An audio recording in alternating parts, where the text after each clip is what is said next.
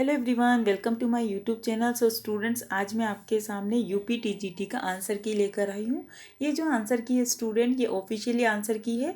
अगर फिर भी इसमें कुछ मिस्टेक होता है तो इसमें मेरा फॉल्ट नहीं है। सो मैं आपको यूपी टीजीटी का जो अभी 7 अगस्त को पेपर हुआ है उसका आंसर डिस्कस करती हूँ। So students, post office box में प्रतिरोध जो होते हैं वो किसके बने होते हैं? तो वो बने होते हैं मैग्नीन। तो इसका आंसर होगा सी स्टूडेंट। इसके बाद है रेडियोधर्मी पदार्थ जो होते हैं उसकी अर्धायु समीकरण क्या है? तो इसका जो आंसर है स्टूडेंट वो है ए, टी 1/2 0 = 0.6931 अपॉन लेमडा।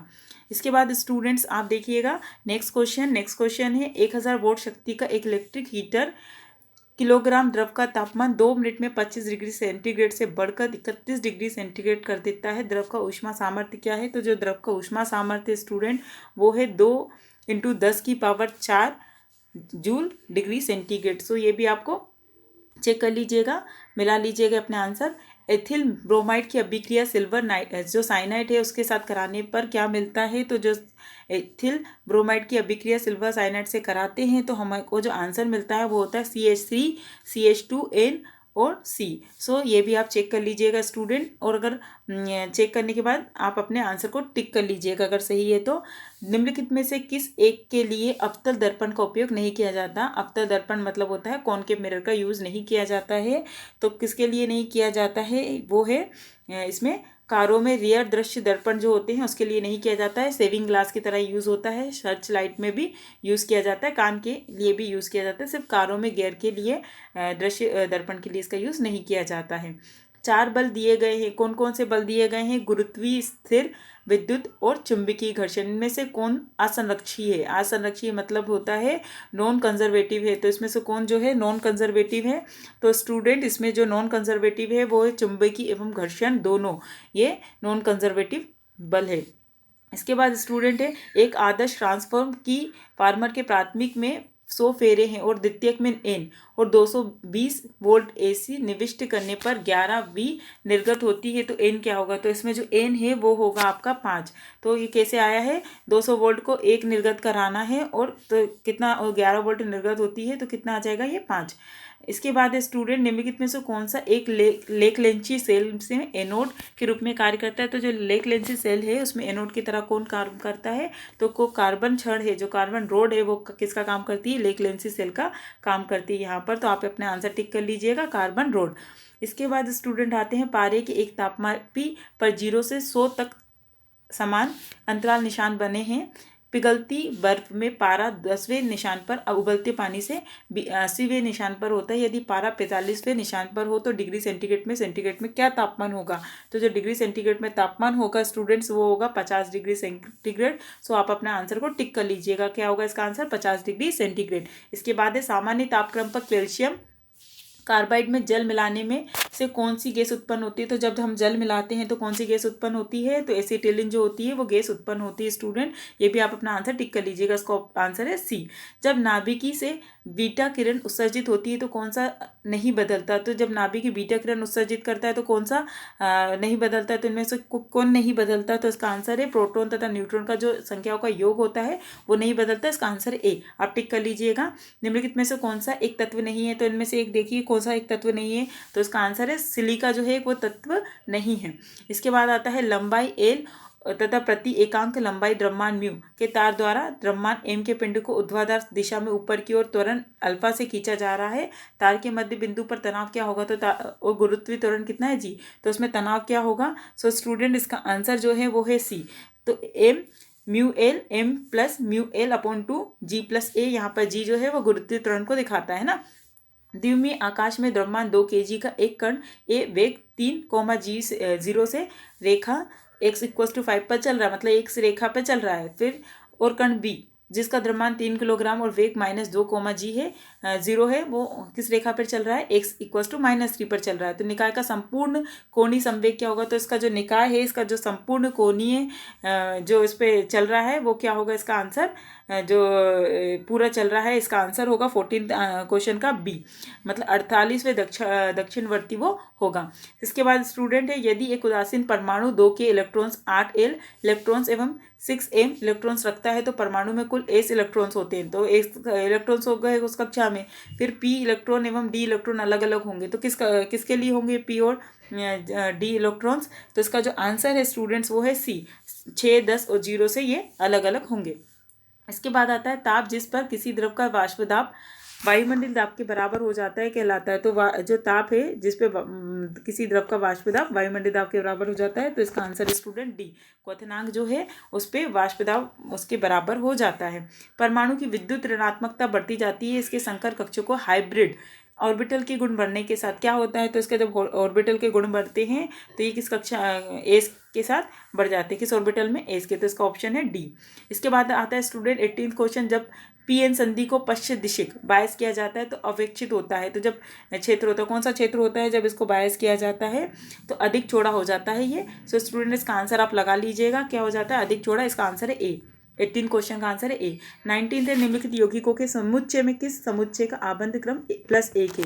तो इसमें से किसका 19वें प्रश्न का जो आंसर है वो F2 + O2 ± है, क्योंकि ये एक ऐसा है जिसमें ये आबंध क्रम क्या आता है, +1 आता है F2 में और O2 में। तो इसका आप आंसर कर लीजिए ए 19 क्वेश्चन का। इसके बाद आता है किस ट्राई हाइड्राइड में सबसे ज़्यादा ऊष्मीय स्थायित्वता है। तो किस ट्राई हाइड्राइड में सबसे ज़्यादा ऊष्मीय स्थायित्वता है, तो इसका आंसर है सी, NH3 में सबसे ज़्यादा स्थायित्वता है। इसके बाद है किसने अभिज्ञात किया कि परमाणु में एक इलेक्ट्रॉन का संवेग क्वांटित होता है। तो किसका क्वांटित होता है एक का संवेग, तो ये है नील हेनरिक जो है डेविड बोहर, इनका ये होता है। ज़्यादातर बच्चों को श्रोडिंगर लगेगा, लेकिन इसका आंसर श्रोडिंगर नहीं है, नील हेनरिक जो है बोहर का जो मॉडल है डेविड बोहर उन्होंने किया है ये। इसके बाद 10 सेंटीमीटर अर्धव्यास की एक गोली कृष्णिका 327 डिग्री सेंटीग्रेड से पोषित होती है, विकृत शक्ति क्या होगी। तो इसकी जो विकृत शक्ति है वो क्या होगी स्टूडेंट्स, इसकी विकृत शक्ति होगी 923 वोल्ट की इसकी विकृत शक्ति होगी। तो इसका आंसर है जो 22 क्वेश्चन है, इसका आंसर है सी। इसके बाद आता है स्टूडेंट्स, इसके बाद 23वां प्रश्न, सभी क्षार धातु के निर्जलीय द्रव अमोनिया में तनु विलयन होते हैं। तो तनु विलयन कौन से होते हैं, तनु विलयन होते हैं प्रतिचुंबकीय या फिर अनुचुंबकीय। तो इसका जो आंसर है वो होगा अनुचुंबकीय, इसका आंसर आप टिक कर लीजिएगा, इसका आंसर क्या है अनुचुंबकीय। इसके बाद स्टूडेंट्स आप देखिएगा नीचे सूचीबद्ध संक्रमण तत्वों के ऑक्साइडों में कौन सा रंग विहीन होता है, मतलब इसमें रंग नहीं होता है।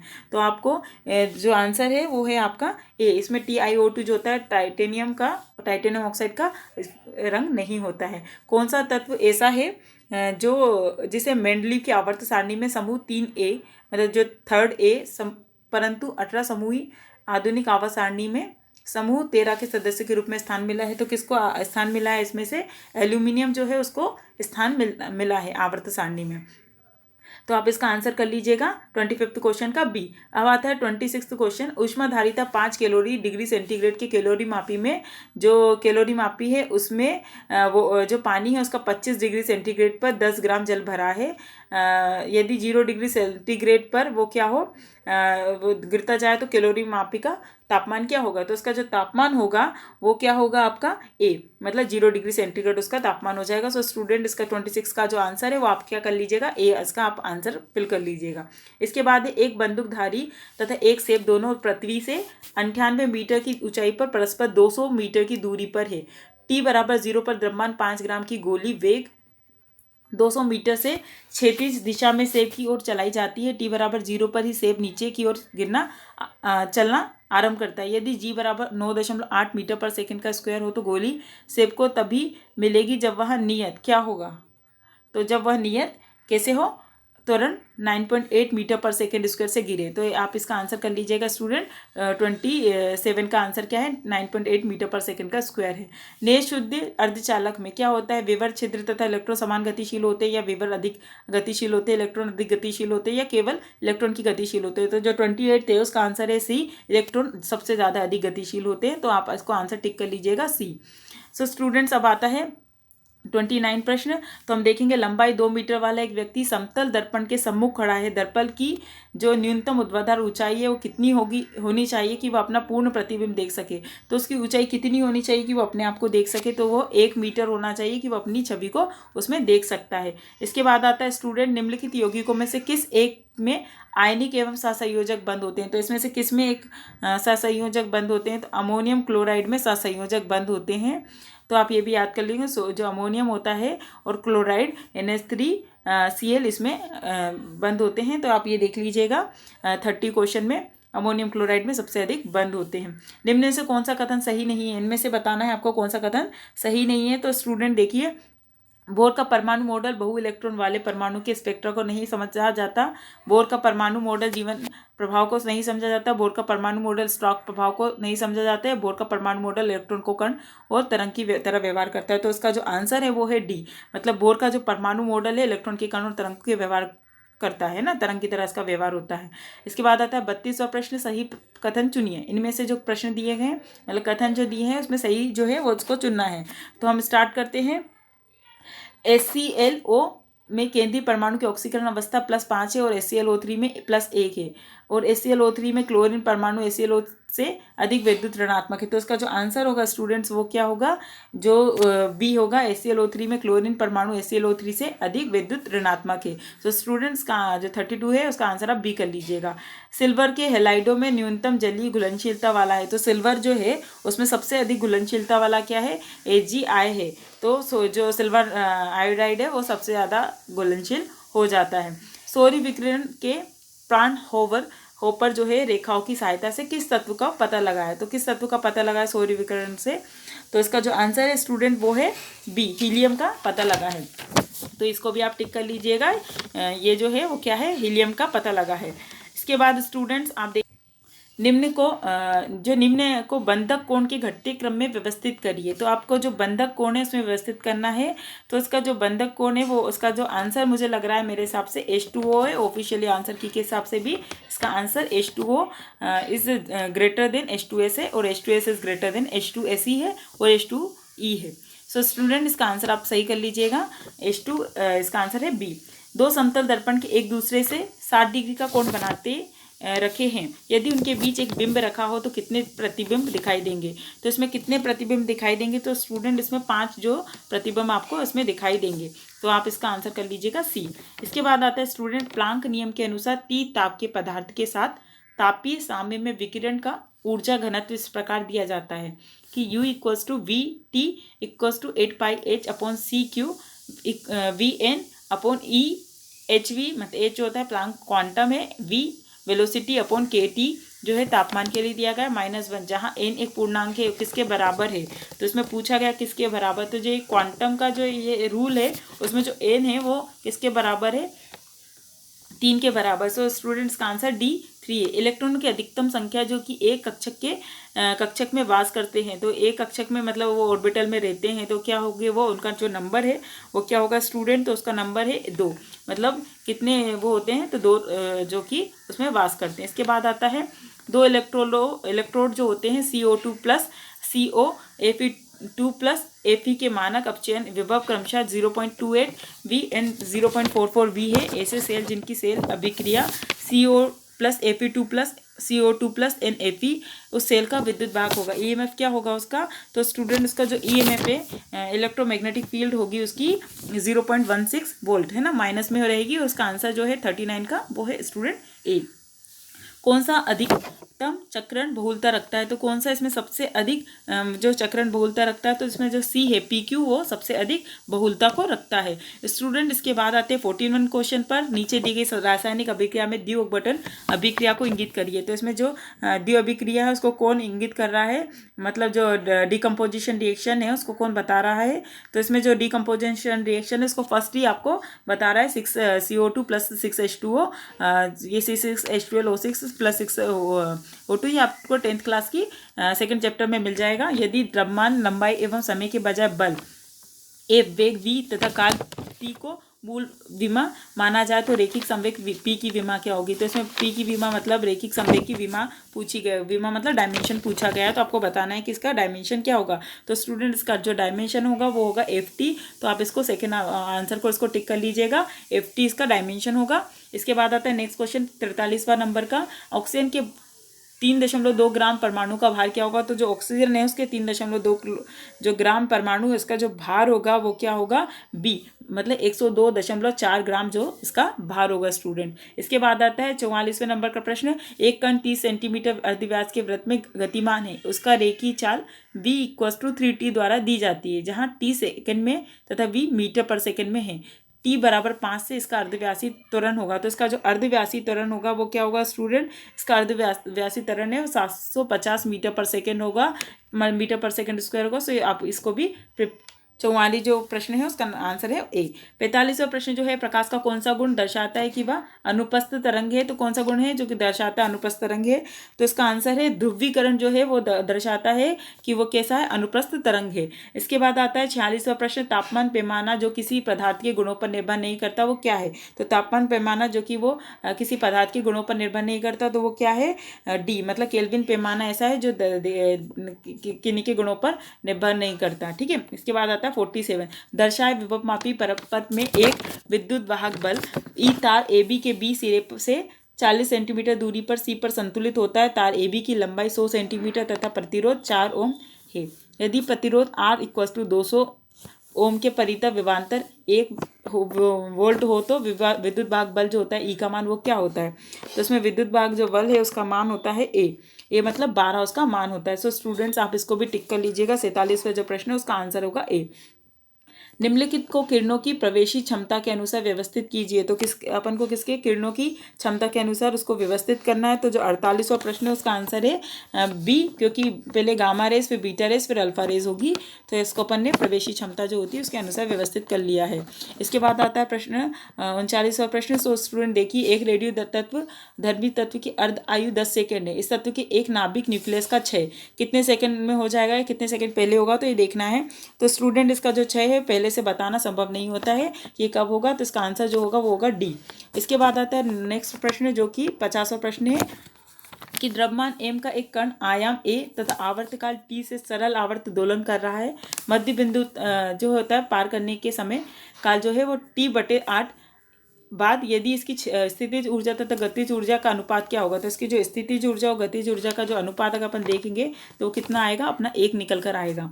इसके बाद है स्टूडेंट 51वां प्रश्न। समांतर किरणों को एक बिंदु पर केंद्रित करने के लिए सबसे उपयुक्त कौन सा दर्पण होता है। तो समांतर किरणें होती है उनको जो केंद्रित करने का सबसे उपयुक्त दर्पण होता है वो होता है हमारा परवली है। परवली जो होता है उसके हिसाब से अपन समांतर किरणों को एक बिंदु पर केंद्रित कर सकते हैं। इसका आंसर आ जाएगा 51 क्वेश्चन का डी। न्यूटन का शीतलतन नियम किस नियम का सन्निकटन रूप होता है। तो जो न्यूटन का शीतलतन नियम है वो किस बिंदु के सन्निकटन होता है, स्टीफन के अनुसार वो सन्निकटन होता है। तो इसका आंसर होगा स्टूडेंट 52 क्वेश्चन का बी। ये मेरा जो सेट पेपर है वो डी सेट पेपर है, उसके हिसाब से मैं आंसर की आपको बता रही हूँ। इसके बाद आता है 53 वाला प्रश्न। जल का अपवर्तनांक जो होता है एम्यू डब्ल्यू = 4/3 है और कांच का अपवर्तनांक है एम्यू जी = 3/2 और एक लेंस को हवा में रखने पर उसकी फोकल दूरी जो है 10 सेंटीमीटर है। यदि उसे जल में डुबो दिया जाए तो फोकल दूरी कितनी होगी। तो इसमें जो फोकल दूरी होगी स्टूडेंट वो होगी आपकी इसकी फोकल जो दूरी है इसका जो ऑप्शन है वो इसका आएगा डी। ठीक है। इसके बाद है 54वां क्वेश्चन। 54वां क्वेश्चन में निम्न परिपथ में बैटरी बी का विद्युत वाहक बल 2 वोल्ट है तथा आंतरिक प्रतिरोध जो है वो 0.5 ओम है। धारा को अधिकतम करने के लिए प्रतिरोध आर का मान क्या होना चाहिए। तो इसमें जो धारा है उसका जो ये आपको प्रतिरोध दिख रहा है इसमें क्या मान होना चाहिए इसका। तो इसका जो मान है वो कैसा होना चाहिए, ओम में होता है प्रतिरोध का मान। तो इसका जो मान है वो किस में क्या होगा आपका, इसका मान होगा 0, क्योंकि धारा का प्रतिरोध जिस दिशा में होगा तो वो अपोजिट में हो जाएगा। तो फिर वो इसका आंसर क्या जाएगा 0। यदि कैल्शियम के हेलाइडों को उनके गलनांकों के बढ़ते क्रम में व्यवस्थित किया जाए तो इसका अनुक्रम क्या होगा। तो इसका जो अनुक्रम होगा वो फर्स्ट वाला ही होगा स्टूडेंट, क्योंकि देखो ये इसको क्या किया जा रहा है, गलनांकों को बढ़ते क्रम में लगाया ही हुआ है पहले से। तो आप फटाफट से इसका आंसर देख के टिक कर सकते हैं।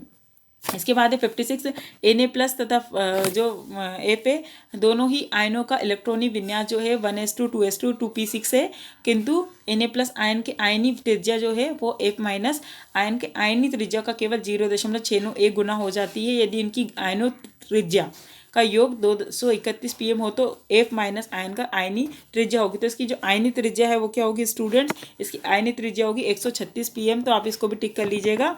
इसके बाद आता है अगला प्रश्न, निम्न तत्व धनात्मक ऑक्सीकरण संख्या नहीं प्रदर्शित करता था। तो जो 57वां प्रश्न है इसमें से कौन सा आयनिक जो त्रिज्या है वो नहीं प्रदर्शित, जो आयनिक संख्या है ऑक्सीकरण का धनात्मक ऑक्सीकरण संख्या नहीं दिखाता है।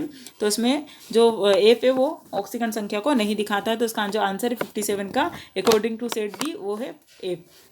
इसके बाद आता है दो बल F तथा -3F परस्पर लंबवत दूरी D पर क्रिया कर रहे हैं, निम्न में से किसके तुल्य होंगे। तो जो ये इनमें से किसके तुल्य होंगे, तो नेट रेखिक जो बल होता है -2F और नेट FD आगुण जो बल युग्म है उसके द्वारा नहीं होंगे। सो स्टूडेंट इसको भी आप देख लीजिएगा। इसके बाद आता है 59वां क्वेश्चन, निम्न स्पीसीज में से कौन सा एक ब्रोस्टेड अम्ल की भांति कार्य करता है। तो इसमें जो ब्रोस्टेड है वो किसके भांति कार्य करता है, CH3 का ट्राइस और C+ की भांति ये कार्य कार्य कर सकता है। इसके बाद आता है एक माध्यम वेग में आवर्ती म्यू तथा तरंग दैर्ध्य लैम्डा से चल रही प्रकाश तरंग अधिक सघन माध्यम में प्रवेश करती है तो क्या होगा इसमें, अगर वो सघन माध्यम में प्रवेश करेगी तो जो V है वो घटेगा, म्यू जो है वो अपरिवर्तित रहेगा और लेमडा भी इसमें क्या हो जाएगा, घटेगा। सो स्टूडेंट्स का जो 60 क्वेश्चन है इसका आंसर होगा A। इसके बाद आता है 61 प्रश्न, तो स्टूडेंट्स में पूछा है निम्न में से कौन सा नाभिकीय विखंडन रिएक्टर में ईंधन हो सकता है। तो इसमें जो रिएक्टर विखंडन है इसको विखंडन रिएक्टर में ईंधन हो सकता है, कौन सा है वो, थोरियम जो है वो ईंधन हो सकता है। सो स्टूडेंट इसको भी आप देख लीजिएगा। इसके बाद आता है यदि हाइड्रोजन गैस का एक अणु क्लोरीन गैस के एक अणु से क्रिया करता है, तो हाइड्रोजन जब क्लोरीन के साथ क्रिया करेगा तो हाइड्रोक्लोरिक अम्ल का 2 अणु बनाता है। तो विभिन्न गैसों के समान आयतन में एक दबाव एवं तापमान पर अणुओं की संख्या होगी। तो क्या होगी इसमें, जब अणुओं की क्रिया कराएंगे तो इसके अणुओं की संख्या जो होगी वो कैसी होगी, समान। तो इसका जो आंसर है 62 का वो B है। सो आप ये भी टिक कर लीजिए अगर आपका आंसर सही है। इसके बाद आता है 63वां प्रश्न, एक 220 वोल्ट निर्गम टर्मिनल से जोड़ने पर एक विद्युत हीटर जो है 10 जो है धारा खींचता है, एम्पियर की जो धारा है वो खींचता है, तो इसका प्रतिरोध होगा। तो इसमें का जो प्रतिरोध होगा वो कितना होगा स्टूडेंट्स, 22 ओम होगा। तो ये आप इसका जो 63वां प्रश्न है उसका आंसर टिक कर लीजिए, क्या होगा C 22 ओम। इसके बाद आता है 64वां प्रश्न स्टूडेंट, रुद्धोष्म प्रक्रम के लिए ऊष्मागतिकी का प्रथम नियम हो जाता है। तो रुद्धोष्म प्रतिक्रिया उसके लिए इसका जो प्रतिरोध है मतलब ऊष्मागतिकी का प्रथम नियम हो जाता है वो क्या है, C। तो अब 63 का इसका जो आंसर है वो है C। 64 = -dW हो जाता है इसका प्रतिरोध। इसके बाद आता है द्रव्य के परमाणुवीय जो सिद्धांत के लिए अभिधारणा नीचे उद्धृत की गई है, तो आपको उसमें से बताना है कि कौन सी अवधारणा है इसके लिए सही है। तो सबसे पहले आप देखिएगा, किसी दिए हुए शुद्ध पदार्थ के अंतिम कण जिन्हें परमाणु कहते हैं रासायनिक रूप से एक समान होते हैं, ये बिल्कुल गलत है। परमाणु ना तो उत्पन्न होता है ना ही नष्ट किया जा सकती है, ये भी गलत है। परमाणु यद्यपि रासायनिक रूप से एक जैसे होने के बावजूद उनके भारों में मामूली अंतर हो सकता है। तो ये आंसर आपका सही है। तो आप स्टूडेंट इसका जो 60 आपका कौन सा क्वेश्चन है, ये 65 वाला, इसका जो आंसर है आप कौन सा लगाएंगे, C वाला। परमाणु यद्यपि रासायनिक रूप से एक जैसे होने के बावजूद उनके भारों में मामूली सा अंतर आता है। इसके बाद आता है स्टूडेंट 66 नंबर का क्वेश्चन, धातु की एक तार में धारा प्रवाह हो रहा है, यदि तार का तापमान बढ़ाया जाए तो कौन सी राशियां बदलेगी। तो कौन सी राशियां बदलेगी, सभी राशियां जो है केवल अववाह गति, केवल प्रतिरोधकता और प्रतिरोध, ये सभी बदलेगी। तो आप इसका आंसर आएगा ऑल ऑफ द अबव, उपरोक्त सभी। इसके बाद आता है 67 क्वेश्चन स्टूडेंट, यदि ग्लास का अपवर्तनांक 1.5 हो तो ग्लास में प्रकाश की चाल होगी। तो ग्लास में प्रकाश की जो चाल होगी वो कितनी होगी, इसका आंसर 2.0 मीटर पर सेकेंड होगी ग्लास की चाल। तो ये भी आप आंसर टिक कर लीजिएगा स्टूडेंट। आधुनिक आवर्त सारणी निम्न में से निम्न के द्वारा दी गई, तो किसके द्वारा आधुनिक आवर्त सारणी जो है वो दी गई है।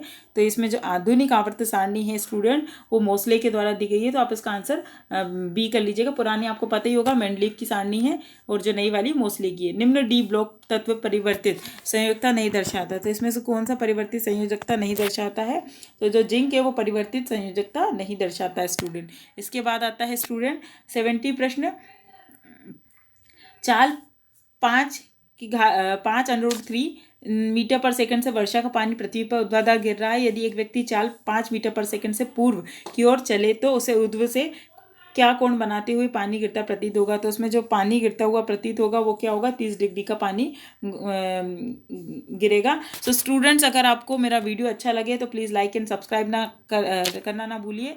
और स्टूडेंट्स, आपको आपके जो एग्ज़ाम का रिजल्ट आने के लिए बहुत बहुत बधाइयाँ हो। आप इस एग्ज़ाम में 101% सफल हो। So students,